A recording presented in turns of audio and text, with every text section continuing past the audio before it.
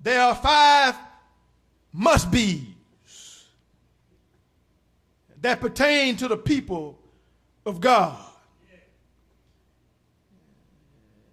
The first must-be says that we must be freed by the truth. John 8:32 conveys, it says, you will know the truth, and the truth will set you free. You ever see when people talk about a situation, they say, well, if you want to release them from the bondage and the thing that's holding them, they say, well, tell them the truth. Once you tell the truth, everything will be all right. Second must be says that we must be focused on the truth.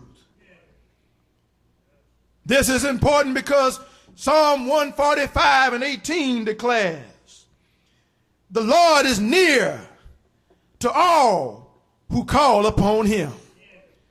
To all who call upon him sincerely and in truth. Remember when Jesus was with the woman at the well, and he told the woman to give him some water and to draw him some water, and she said, well, I can't draw water because I don't have anything to draw with. And he said, I can give you living water.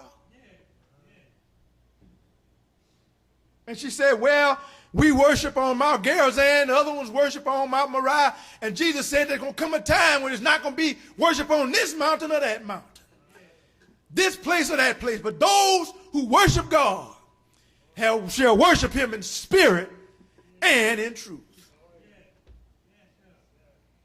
The third must be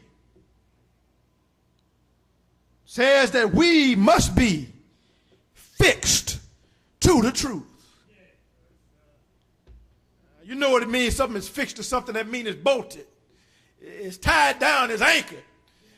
That means it won't go nowhere. Even if you try to shake it off, you can't shake it off. Being fixed to the truth preserves us. And how do we know that? Because Psalms 40:11 says, O Lord, let your loving kindness and your truth continually preserve me. Why would the psalmist say that? Understand this. When you tell the truth, it protects you and it shields you from danger.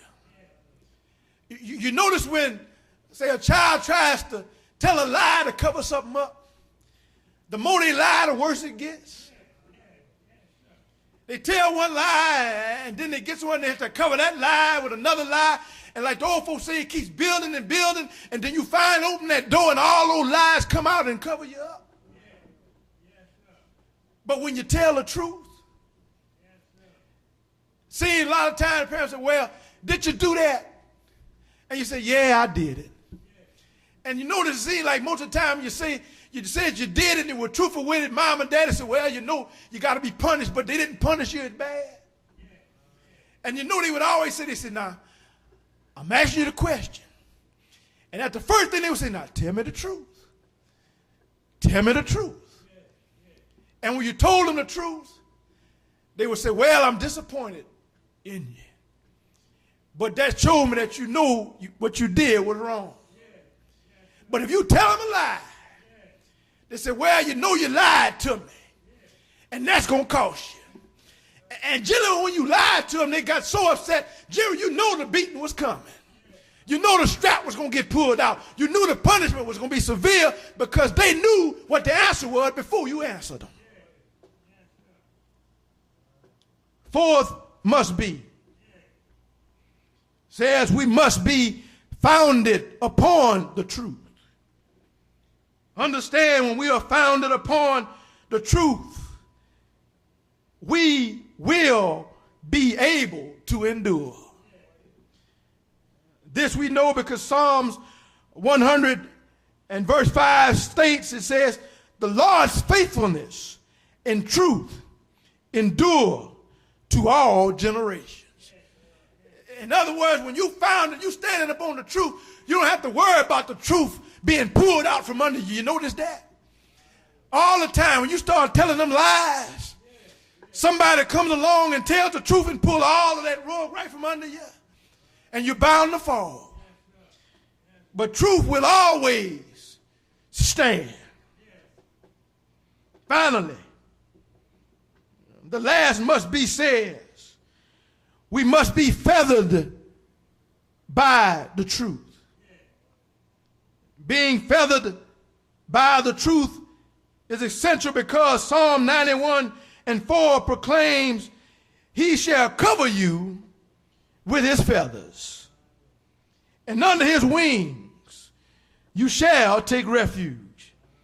His truth shall be your shield and your buckler. I remember when Jesus was getting ready to go to Jerusalem, preparing to be crucified, and they said when he looked out over the city, he said, "Oh Jerusalem, oh Jerusalem, how I have longed to gather you unto myself, as a mother hen does her chicks." They know here, I know some people here know what it's like. They know what a mother hen does. She protects her chicks. And the way she protects her chicks is she puts them under her wings. And that mother hen could be sitting on the ground, and you'll never know that those chicks are there until she stands up. That's what God is telling us. When we're covered with the truth, it protects us from evil.